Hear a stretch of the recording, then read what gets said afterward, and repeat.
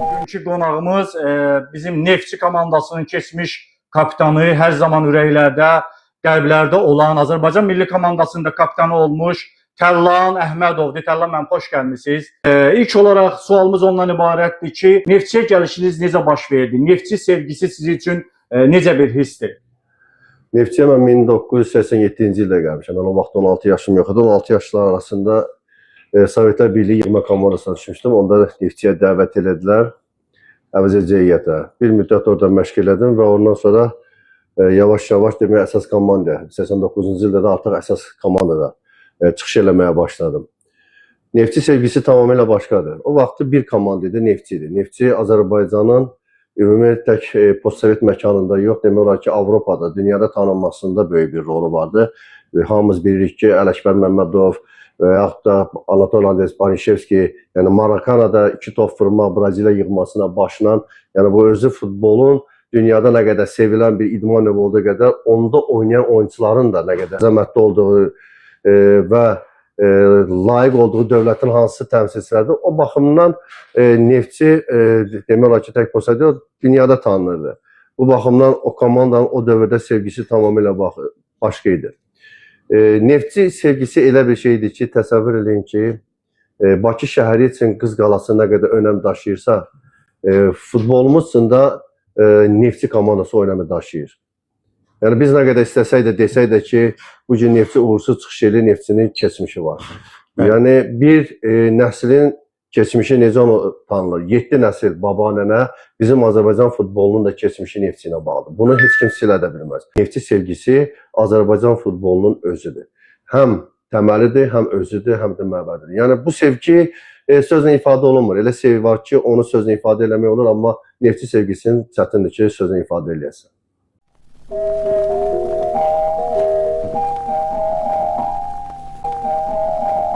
Deyim ki, Azərbaycanda yetərincə olub hücumçular. Yəni bunların içində ən çətini Samir Ələkbərov. Samir Ələkbərov bilirsiniz, o qədər texnikalı idi, o qədər texnikalı. Onun texnikası nə edəcəyini heç kim başa düşmürdü. Yəni hər an özündən elə bir texniki bir hərfən ifa edirdi ki, bilmirdi. Bu məsəl üçün Qurban Qurbanova, Musa Qurbanova, Vəli Qasımova qarşı oynamaq rahat idi. Nə idi? Çünki bilirdin ki, taran tiplidir. Onlar ancaq cinahdan ötürmələri gözləyirlər və yaxud da itələsin, tapdalasın belə bir fonda oynayırlar. Amma Samir Ələkbərov o qədər texnikalı idi ki, onun texnikasına qarşı oynamaq biləcəkdir.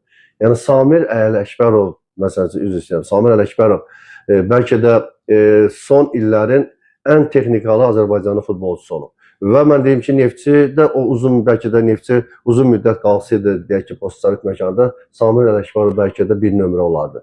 Çünki onun texnikası kimi tək Azərbaycanda mən düşünürəm ki, postsovet məkanında elə bir texnikalı hücumçu olmuyor. İstədiyi an, istədiyi bir hərəkət. Ona görə də Samir Ələkbərova qarşı oynamaq biraz çox çətin oldu. Vaxtki milli komanda daha keyfiyyətli oyun göstərir, yoxsa indiki? Bilirsiniz, keyfiyyət bilirsiniz nə vaxt deyilir? Keyfiyyət o vaxt olur ki, orada səviyyəli futbolçu, adlı sanlı futbolçu olur.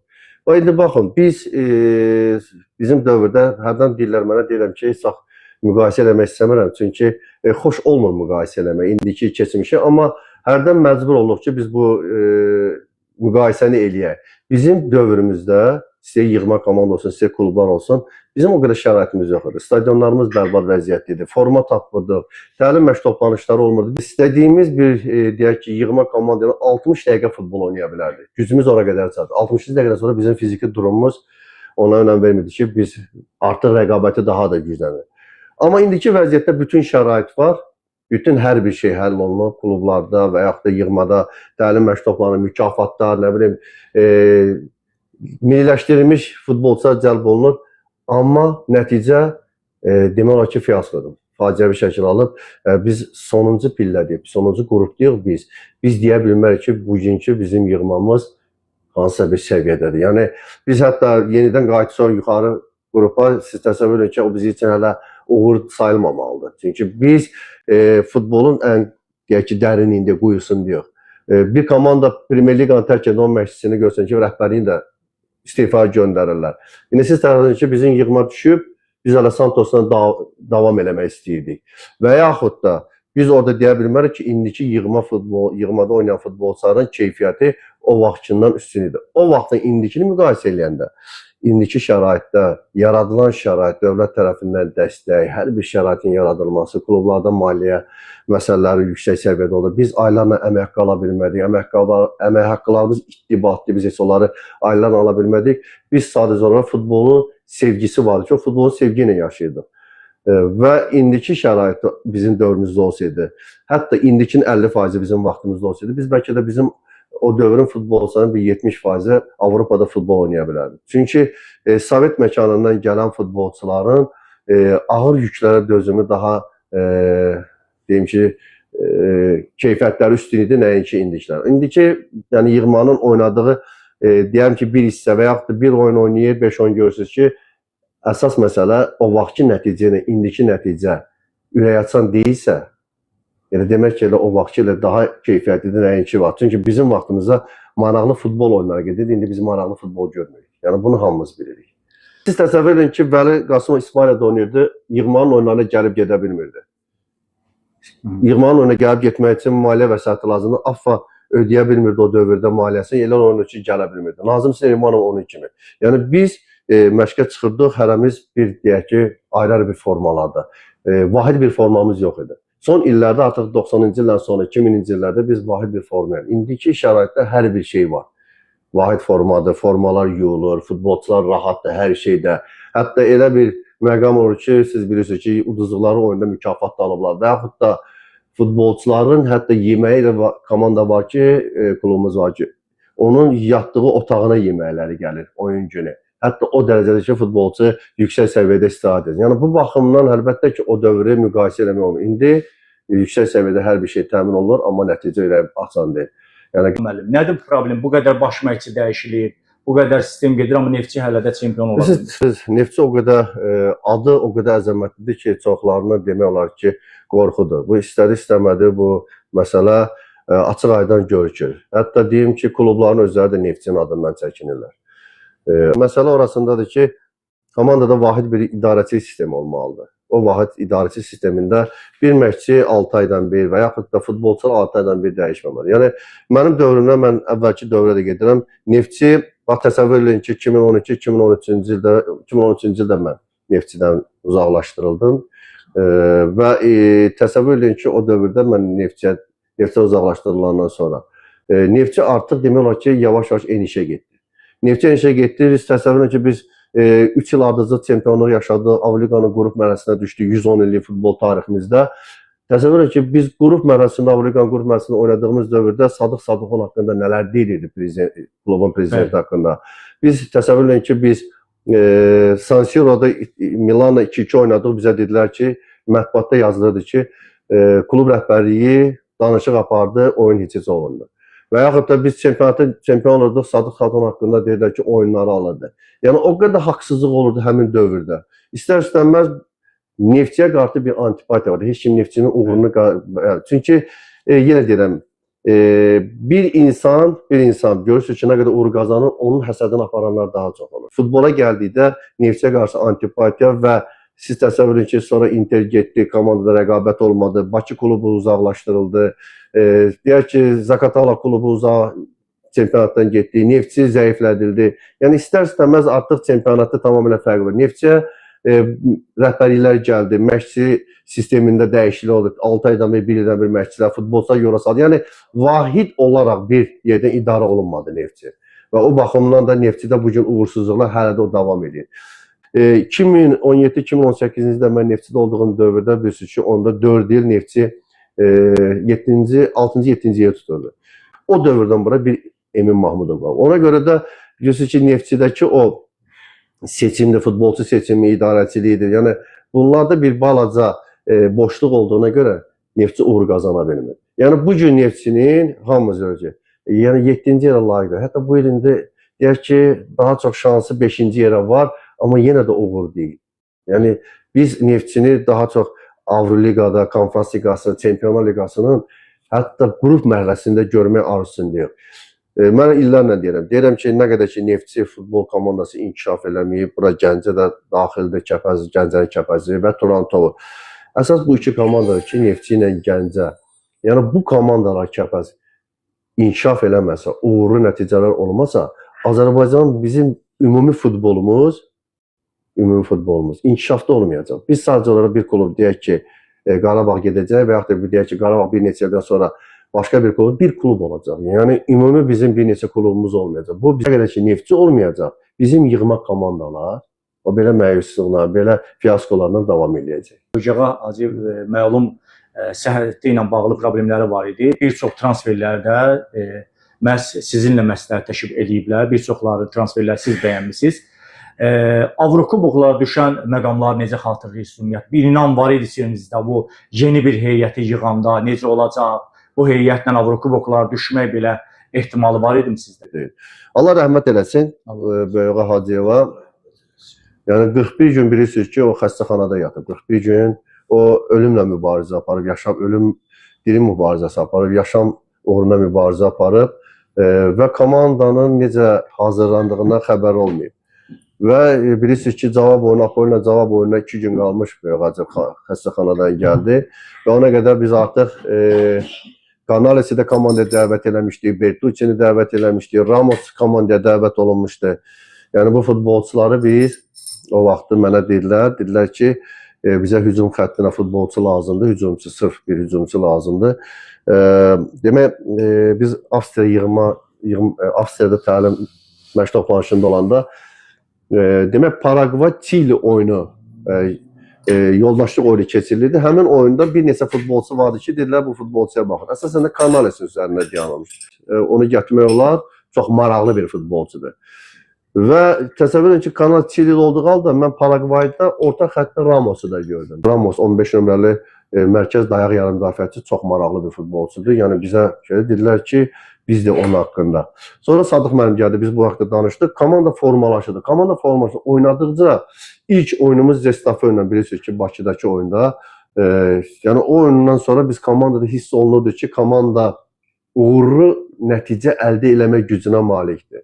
Hətta biz Zestafö ilə səfərdə 2-0 uduzduğumuz halda birdən-birə oyunun taleyini dəyişib, bilirsiniz ki, Bertucci'nin sürətli keçidindən sonra Babayın qolu, Babayın keçidindən sonra penalti, Rəşadın vurduğu o penalti. Yəni o komandada inam vardı, komandada birlik vardı, komandada demək olar ki, oyunun taleyini dəyişəcək futbolçular vardı. Siz orada təsəvvür edin ki, Flavinio'su istədiyi mövqeyində, öz mövqeyində nələrdir? Babay öz mövqeyində nə edirdi? Ramos'u keçmək qeyri-mümkün idi ki, yarım müdafiə mərkəzini eləsə. Canales'in çempionatda vurduğu, o Avropada vurduğu qollara baxsan ki, qeyri-adi qolları vardı. Yəni istər-istənməz komanda artıq demək olar ki, uğurlu nəticəyə hazırdır. Amma biz bilə bilməzdik ki, biz gedib Apoli səfərdə məsələn üçün o qədər komanda inamlı təsir bağışlayırdı ki, hamıda inam vardı. Amma nəticənin nə olacağını biz bilmirdik. Mən deyim ki, o həmin futbolçular ki, hansı ki vardı, o futbolçulardan sonra demək olar ki, onlar gedəndən sonra Neftçidə demək olar ki, bir getdikcə artıq durğunluq yarandı. O futbolçular hansı ki, oyunun taleyini həll edirdilər, onlar özləri komandada birliyi yaratmışdılar. Və bir orada bilirsiniz ki, Sadıq müəllimin də böyük bir əməyi vardı ki, Sadıq müəllim futbolçularla elə bir ki, böyük qardaş, kiçik qardaş bir ünsiyyəti yaratmışdı. Komanda o qədər bir mehribançılıq ab-havası. Futbolçuların deyim ki, bir-birindən xoşlamaması elə bir məsələ yox idi. Oyunda hamı can qoydu ki, nəticə üçün. Müdafiə də hamı müdafiə kimi oynayırdı, hücumda da hamı hücumçu kimi oynayırdı. İstədiyimiz nəticəni əldə edə bilirdi. Amma Avropa qrupuna çıxacaq heç hamımız xəyal eləsək də, heç birimizin ona hələ o qədər ümidimiz yox idi. Sadəcə olaraq o istək, o görülən iş ki vardı, Allah sonunda onun bəhrəsini bizə verdi. Sual var ki, Tərlan Əhmədov nəyə görə başqa klublara çalışmır, nəyə görə dəvətlər olmur, dəvətlər olur yoxsa qəbul eləmir? Deməli, bu sual çox ağır bir sualdır. Mən oturub bunu danışsam, yəni onda bir həftə biz burada olaq, yəni vaxtımız çox gedər. Yəni illərlə də mənə qarşı haqsızlıq var, illərlə də. Bu başlayıb 2011-ci ildə Neftçiyə keçdiyim gündən. Avqust ayının 3-də Neftçi ilə mən müqavilə bağladım 2011-ci ildə və ondan sonra mənə qarşı böyük bir antipatiya başladı.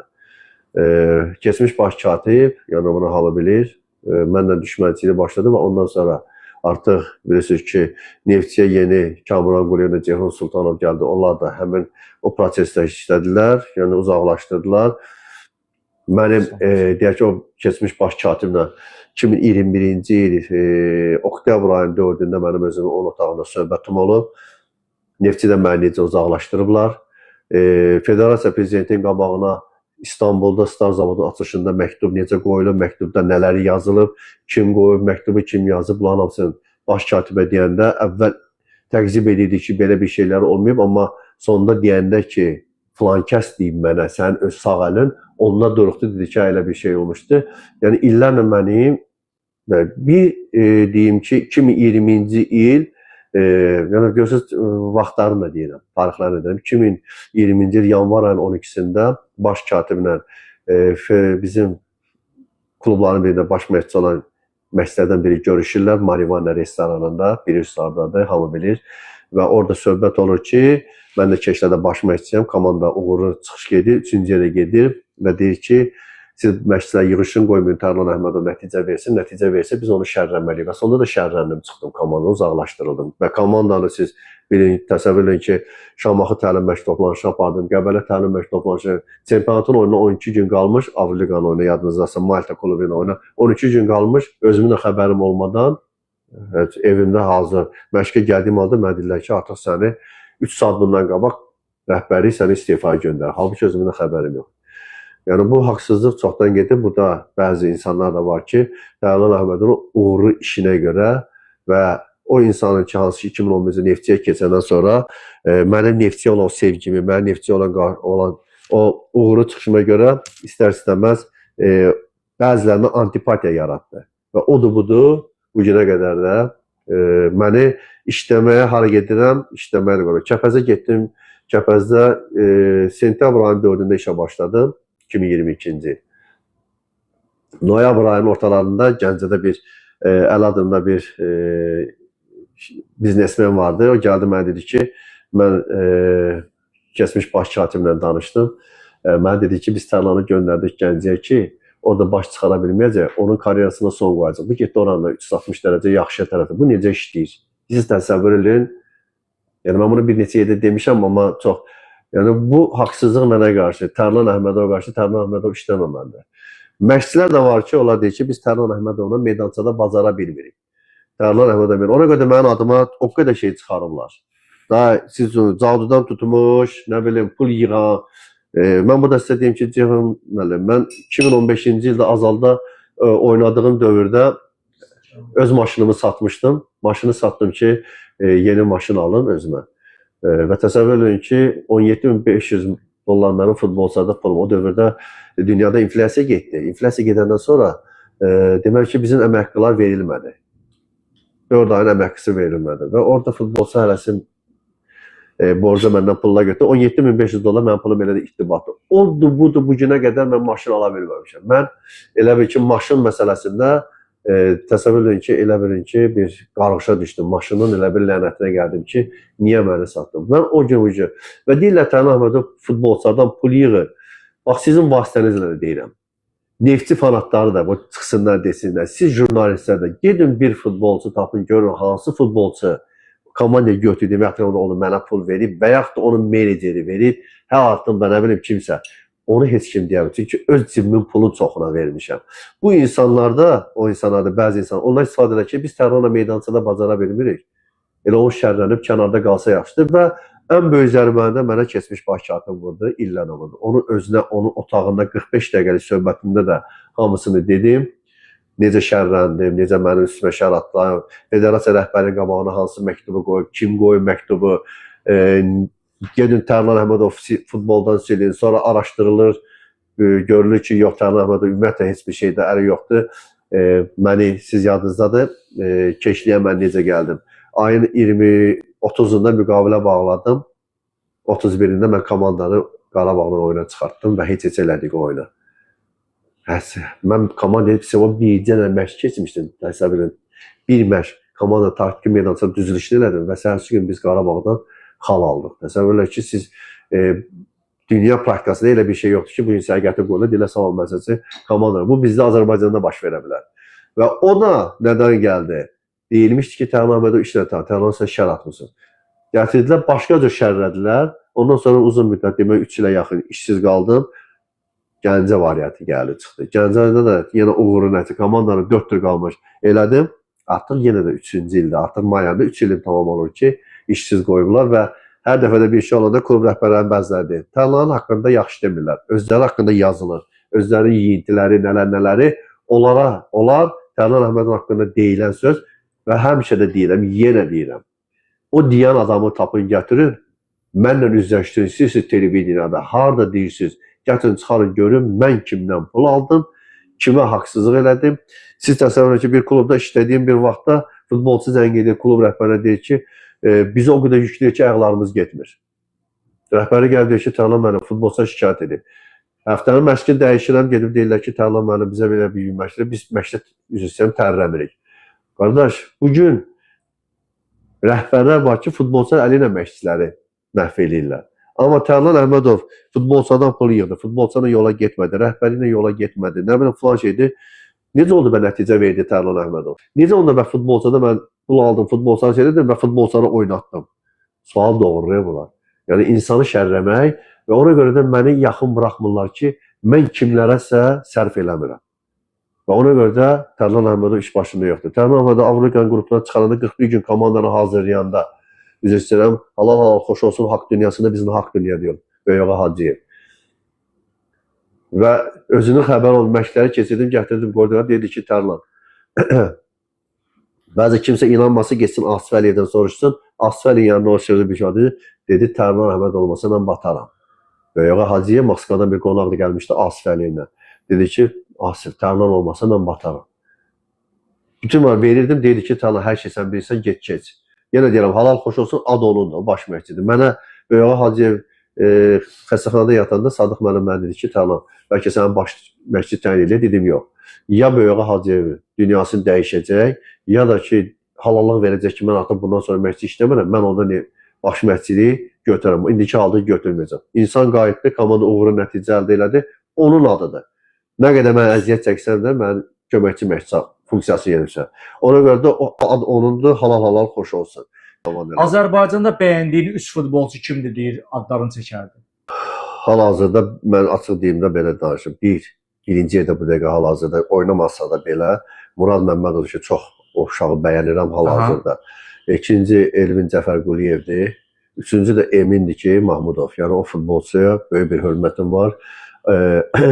Baxmayaraq Azərbaycan yetirməsi olmasa belə, o həm yığmamız üçün, həm Neftçi üçün böyük uğurlar əldə eləmədə, yəni o komanda oynamasında böyük önəmi var. Yığmada da biz onun oyunu görmüşük. Ona görə də bu 3 futbolçunun bugün adlarını çəkə bilərəm. Hələ ki, Sabahda yerli futbolçumuz yoxdur, Turanda yerli futbolçumuz yoxdur. Yəni sadalasam, o səviyyə üçün yoxdur. Amma ümid edirəm ki, Murad Məmmədov Azərbaycanın bir nömrəli futbolçusu olacaq. Çox ona böyük ümid edirəm. O futbolçuya böyük bir simpatiyam da var. Deməli, bir dəfə bir məmurla görüşdük, veteranlar hamımız. Dedim, mən hara gedirəm, nəticə verirəm.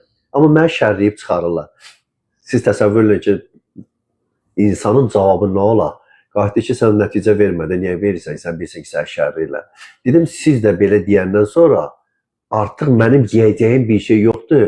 Elə futbolumuz bu gündə olsa, sizin baba, sizlərə dedim, üzrə dedim, sizlərin dediyinizdən sonra futbolumuz bu gündə olsa, baxın. Dedim, daha artıq mənim deyəcəyim söz yoxdur. Mən dedim, nə təklifim var? Azərbaycan futbolu neçə ilə inkişaf etdirədilər? Dedim, 10-12 ilə. Dedim, 8-10 yaşında futbolçuların üzərində iş başlanılır. Perspektivli futbolçular seçilir. 100-150'dən futbolçular bir neçə qruplarda yaradılır və 10 il ərzində yetişdirilir. Onların üzrə təsir, onlar təlim məşq toplanışları, demək, beynəlxalq oyunlar, turnirlər, zatlar. 10 ildən sonra 10 yaşlı uşağı 20 yaş olur və yaxud da 12 ildən sonra 22. Artıq peşəkar dövrünə çatır. Dedilər, bəyəndik sözü ilə də məsələlər bağlandı. Yəni, bugün, Ceyhun müəllim, sizin haqqınızda nə istəsələr deyə bilərlər. O cümlədə də mənim. Düzdür. Yəni, ona görə də bir daha təkrarlayım sizin vasitənizlə. Kim ki deyir, Tərlan Əhmədovda filan xasiyyətlər var, buyursunlar, gəlsinlər. Hər hansı bir debata hazıram. Hər hansı bir debata açıqam. Harada deyirlər, televizyada, harada istəyirlər, görüm o söhbətləri kim çıxarıb orada, o deyən adamı da gətirsinlər ona. Yəni, Tərlan müəllimə sual verirlər ki, niyə eyni məşqçilər işləyir? Ayxan, Adil bu komandadan gedir, o komandaya gedir. Yəni, bu menecerlərin işidir, yoxsa elə belə bunları işsiz qoymaq istəmirlər? Yəni bugün karuseldir bizim Azərbaycan Bəli. futbolu. Yəni karuseldir, bugün karuseldir. Bu karuseldə də bir neçə məşqçilər fırlanır, bəzi klub rəhbərləri bu işdə şeydirlər. Siz təsəvvür edin ki, bir məşqçi bu klubdan çıxır, gedir o kluba Premyer Liqada qalmaq üçün oynayır. Demək, hansısa bir məsələdə sərf edir bu insanlar. Mahmud Qurbanov bu məsələyə yaxın gəlmir. Nə Nazım Süleymanov futbola yaxın gətirilmir. Nə Vidadi Rzayev hansı ki, atsan qoy futbolda yaxın gəlmir. Nə Vəli Qasımov gəlmir. Yunus Hüseynov göndərdilər, məcburiyyətdən getdi. BD və köməkçi iş avanda olsun. Yəni orada da artıq klub normal futbol nəticə əldə eləyir. Yəni siz Samir Ələkbərov işsizdir. Yəni bizim adlı sanlı futbolçularımız hansı işsizdir. Amma bir neçə məşqçidir ki, bunlar bu işdən çıxıb orası konsept fırladırlar və hər halda burada marağı olan insanlar var.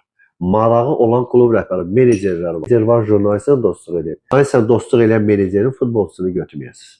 Və mətbuat sizi başlayır artıq baltalamaq. Keçlədə də gəldim, komanda içinə girdim, gördüm ki, burada artıq futbolçular çoxdur. O futbolçuları çıxartdım, siz təsəvvür edin ki, nələri yazdılar.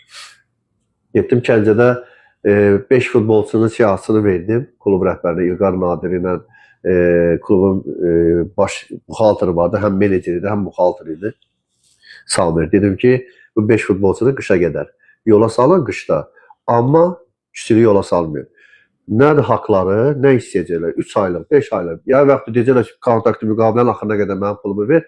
Dedim, narazı getməsinlər. Gəldilər, dedilər ki, klubun idman direktoru keçmiş bizim daha futbolçulardan biri olub. Futbolçuları yığıb, deyib ki, Tərnavada sizi çıxaracaq, siz heç biriniz komandadan getməyin. Oturun, komandada pulunuzu alın. Dedim, otursun, mən çamadım, mən komandada olmayacaq. Göndərdim əvəz edəcəkdə. 3 dənə futbolçu cəlb elədim. Həmin futbolçulardan biri bugün ən yaxşı futbolçularımızdan biri də Abdullah Rzayev. Sağ cinah müdafiəçisi. O futbolçunu neçə il artıq yenə məhv elədi, oynatmadı. Sözüm onda yox. İdris İnqilablı bugün İmişlidə oynayır. Mərkəz dayaq yarı müdafiəçi rolundadır. Uşağın yaxşı özəvi. Düzü əməliyyatdan sonra idi, amma biz onları ortaya çıxartdıq. Əfranla Rauf'u göndərəndə biraz qalmaqal yarandı oldu. Yenə deyirəm, Əfranı tamamilə başqa bir söhbətdir. Əfran ona hazırlıq idi illərlə. Deyəcəm, amma özləri bilər, Allahları bilsin. Yəni bu sualı deyəcəm. Rauf'a gəlincə, Rauf'u çıxarmaq arzusunda olmamışam. Rauf'un potensialına bələd idim. Yəni o futbolçunun hücumçu keyfiyyəti yüksək olub. Sadəcə olaraq, təsəvvür edin ki, ilk gününü gəlirəm, girdim, soyunub geyim otağına. Deyirəm ki, dostlar, komanda uğursuz olağındadır. Yəni 6 turdan sonra 0 xal nə deməkdir? Yəni, siz təsəvvür edin ki, həmin ərəfədə Turan Tovuz 13 xalı vardı. Siz təsəvvür edin Turan Tovuzun. Sənin 0 xalın var. Sən artıq ikinci dövrənin ortalarında artıq Turan xalı olan demək olar ki, bərabərləşdirirsən. Sənin amma başlanğıcda 6 oyundan sonra 0 xalın var. İşte dedim, heç kim oyunlara analizlə baxıram, mən bütün oyunlara baxıram, televiziyada olsa baxıram, stadionda. Baxıram ki, futbolçular özünü necə aparır. Birdən də təklif gəldi, gel o komandanın məsəl üçün uğursuz. Baxıram ki, komandanın futbolçular necədir, liderlər özünü necə aparır, bir-birlərinə ünsiyyətlərdir. Mən də gəldim, gedim soyunma otağına, dedim ki, bax uşaqlar, bu gündən sonra heç kimi öyrətməsin. Öyrədən mən olacam. Köməkçilərim olacaq. Sakit başlayacaq. Hamı səhv edir. Mən də deyirəm, siz də edirsiniz. Səhv edəcək, hamımız bir yerdə səhv edəcək. Çıxdıq məşqə, o Şaybu bir epizodda topu itirdi, başladı qışqırmağa. Dedim ki, qız yanındadır. Dedim, Raf, ehtiyac yoxdur. Oldu da hadisədir. Yox, görmürsünüz. 3 dəfə təkrarladı. Görmürsünüz. Dedim ki, orada deyiləm.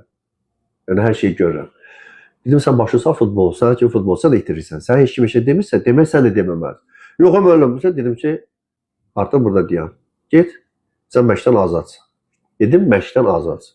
Getdi, incidi, gəlmədi. Dedim ki, yola salın, geçsin. Heç bir şey yoxdur. Əməkli istəyir, istəmir, özü bilər. Yəni, mən heç kimin qabağında şeydir. İndi gələm Əfran İsmailova. Onu deyəm, sizin vaxt sözlə deyirəm. Bu günə kimi açıqlamışım, istəmirdim açıqlamışım. Buyurun. Keçlədə olan vaxtı Əfran İsmailova komandaya gətirdilər. Kimin əlinə gəlib, bunu hamı bilir. Adamı kimdir, şəxslər özləri bilər, öz işlərinə görəsən.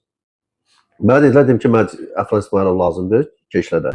Gəldi, oturdu məndən üzbəyüz, bir ay edim, komanda edim. Mən qayıtdı ki, yox, hocam, sizdən yoxdur, siz beləsiz. Birdən qayıtdı ki, mən Qurban Qurbanovada söylədim, ona pretenziya elədim. Qurban Qurbanova dedim ki, sən egoistsən, sən özündən narazısan, sən özünü bilirsən, özündən razısan, sən özündən başqa heç kim düşünmürsən. Belə. Təsəvvür edin ki, mən də məşqi yazım. Demək qələmi qoydum belə sakit qulaq asım ki, bu nə danışır? Dedim sən belə deyir Qurban Qurbanova mənə qayıtdı ki, sən qəlbin doluymuş ki, sən ürəyin doluymuş ki. Yəni hər halda Qurban Qurbanova da buna qulaq asacaqdır, ona da deyəcəklər. Yəni bunu mənə heç kim deyir, bunu mənə Əfran İsmail deyir, öz aralarında olan söhbət. Dedim Əfran dur ayağa. O qarşı necə sizinlə mən qabaq qarşı oturmuşam. Dedim Əfran dur ayağa durdu. Dedim sənə illərlə çörək verən insan, səni futbol ictimaiyyətinə tanıdan, futbolçu eləyən şəxsin haqqında sən bu gün danışırsansa, bir müddətdən sonra sən mənim arxamdansın. Dedim sən yaxşı ol, get məşqinə çıx, uzaqlaş buradan. Dedim get uzaqlaş buradan, bir də yaxın gəlmə mənə. İllər keçdi. Həmən dediyim şəxs, həmən dediyim o adam gəldi Kəpəzdə. Dedi, sənin haqqında illərlə də yığıram. Bu sözün arxasında görün nələrdir. İllərlə də səndən yığırıq. Yığıram demələ, yığırıq. Və gör mən nələr deyəcəm. Orada da bütün komanda, futbolçu, məşqçi heyəti, inzibati heyət hamısı sonra geymatı Gəncədə. Dedi, gör nələr deyəcəm. Deyəcəm, sən belə eləyirsən, belə eləyirsən. Dedim, o mətbuat, o sən ürəyin nə qədər istəyir, gelib deyəcəm. Dedim, səni şəxsiyyət eləyən insan haqqında vaxtında mənə demirsənsə, bu gün mən haqqımda deyəcəksən, inanan inansın sənin üçün. Elə sənin kimi dedim, elə özü olacaq. Yəni, qardaş, istəyirsiniz gəlsin, Əfran İsmail otursun, üzünə deyim, bunların hamısı desin ki, mən kim deməmişəm. O deyə bilər. Onun da o xasiyyəti var ki, o boynunu almaz. Təna Əhmədov oldu illər sonra. Yəni, o adam futbol komandanı fikirləşmirdi. O sadəcə olaraq yaşlı vaxtında vaxt itirib sadəcə olaraq alacağı əmək haqqını almaq istəyir çalışırdı ki, bir ildə Gəncədə versin, sonra Gəncədə qalıb məşqçi kimi, Kəpəzdə qalıb məşqçi kimi yəni fəaliyyət göstərsin. Yəni o da komandanın içində hava pozulurdu deyimi. Dedim ki, yaxşı yox. Məşqçilərin içində ən yaxşısı kim oldu? Əhməd Ələsgərov. Neftçidə işlədiyim dövrdə. O şəxsiyyət olub. Lətifəsi vardı. Buyur. Deyir 66-67-ci ildə Neftçidə işlədiyim vaxtda baş məşqçi olmaq. Deyir tələb bütün hamı danışır. Deyir Qatarla deyir oyunlara gedərdi. Deyir bir gün gəldim Qatara yanında dayanmışıq. Futbolçu hamısı içəridə. Vaxtı gözləyir ki, Qatar tərəfənəcək. Deyir o Qatarın bələdçilərdən biri yaxınlaşdı ki, Əhməd müəllim salam, necəsiniz, nə var, nə var, keyfiniz, əhvalınız? Dedim ki, sağ ol, keyfin yaxşı. Deyir, Əmin mənə tanıdınız, dedim ki, yox. Deyir, filan vaxtda sizlə dostlarınız falan yerdə oturub yeyib içmişik belə. Deyim, ola bilər, nə deyim, valla. O qədər adamlar gedir, çağırırlar, dəvət edirlər. Üstünə deyir, bir müddət keçdi, deyir, yenə gəldik o Qatara. Qatarın yenə yandığı orada, indi Qatarın vaxtı gəlir, yenə bir nəfər yaxınlaşdı. Əhməd müəllim, necəsiniz? Dedim, çox sağ ol. Deyir, Əhməd yadınızdadır, tanıdınız mənə, filan vaxtı biz bir yerdə oturmuşuq, dedim, valla. O qədər adam olur ki, mən yadımda arkadaşım, oyunlar, zətlər. Deyir, yenə aralaşdıq, sizindən bir müddət keçdi, yenə Qatar. Deyir, bir dəfə bu yaxınlaşdı mənə qarşı. Əhməd mənə tanıdınız siz. Falan vaxt dedim ki, yox. Deyir, qulağımı dibinə bir dənə şillə vurdu. Deyir, ilə belə sən mənə tanıyarsan. Bunu Əhməd müəllim, yəni o adamı şeydir. O adam, yəni Allah ona qəni-qəni rəhmət eləsin. Həm deyim ki, şən adam idi. Həm lətifə danışardı, həm də o qədər ciddi, o qədər bir kəlmə deyirdi ki, məsələn, bu adam olmamalıdır, olmamalıdır. Onun iş bacarığı, onun yanaşması, onun futbolçunu sevməsi, onun klubu sevməsi tamamilə başqa bir deyim ki, aləm idi. Ona görə də ən çox sevdiyim şəxs, yəni məşqçi Əhməd Ələsgərov. SKA Xabarov klubu ilə 8-0 oldu. Nə baş vermişdi? Niyə belə böyük hesabla məğlub oldu? Bilirsiniz, komanda yeni komanda idi. Mən təzə komandaya gəlmişdim sentyabr ayında. Komanda uğursuzluq zolağında idi. Komandada dəyişikliklər, komanda içində qruplaşmalar vardı. Legionerlər bir qruplaşma idi, yerlilər bir. Yerlərin içində də yerlilərin qruplaşması vardı. Əcnəbilərin içində əcnəbilərin də qruplaşması vardı. SKA Xabarovsk oynayırdı. Komanda indi Rusiya çempionatında birinci divizionda çıxış edir. Amma biz oyuna normal başladıq. Hava da o qədər bir deyim ki, küləkli, yağışlı havadır ki, bəlkə də Azərbaycanda olsa çempionatda oyunu dayandırardılar. Rəqib də nə istədi, hansı bir şey istədi, o deyək ki, qapıya hansı zərbə vurdu, top qapıya getdi. Hansı bir cərmə zərbəsindən vurdular, top qapıya getdi. Elə bir ki, hər bir şey bunun içidir ki, biz o komandanın içində daxilindəki o problemi artıq üzərə çıxaraq. Komanda başa düşdüm ki, komandamız ağır yükə hazır deyil. Komanda ağır şəraitdə futbol oynamağa hazır deyil. Bax, ondan mən başa düşdüm və ondan sonra da uzun illə analizm elədim ki, bizim yerli futbolçular ağır yükləmələrə hazır deyirlər. Ağır iş görməyə hazır deyirlər. Və komanda həmin dönəmdə artıq illərlə razılaşdığı o uğursuzluq nəticə 6-cı, 7-ci ilə həmin vaxtda artıq o uğursuzluğa da demək ki, ona da razılaşmışdı. Və həmin oyundan sonra artıq mən xarakterimdə başqa tamamilə dəyişiklik elədim. Bəlkə də o nəticə olmasaydı, yəni mən sizin yanım bəlkə də o nəticə də olmayacaq. Çünki o məğlubiyyət hamımıza aiddir. Həm futbolçulara, həm bizi, həm rəhbəri və komanda uğuru çıxış elədi. Hər bir nəticə gözlənilməz. Mənim üçün də o nəticə gözlənilməz. Amma mənim üçün ümumi nəticədir ki, Neftçi qalxmalıdır. Bəs legioner limitinin yığışdırılmasını lehinəsi yoxsa əleyhinədir? Mən istəyirəm ki, yığışdırılsın. Mən onu izlədim, ona qarşı çıxmışam ki, heç olmasa 4 dənə yerli futbolçu oynanmalıdır və onun içində hər kəsin öz akademiyasını yetişdirilən futbolçu olmalıdır. Növbəti Vəli Qasımov xaricdə, Betisdə, nə bilim, İspaniyada, Avropada oynayan bizim o futbolçumuzu nə vaxt görəcəyik? Bu gün çox ağır durumdadır. Azərbaycan futbolu çox ağır durumdadır. Baxın, Milanov, Blaxindən sonra Şevçenko Rebrovu yetişdirdilər. Şevçenko Blaxinin demək ki, olar ki, funksiyası yönətdi. Rebrov Milanovun sürətli idi, ikisi də eyni sürətdə. Rusiyada da yetişdirdilər. Adlarını dedik, eləmirəm.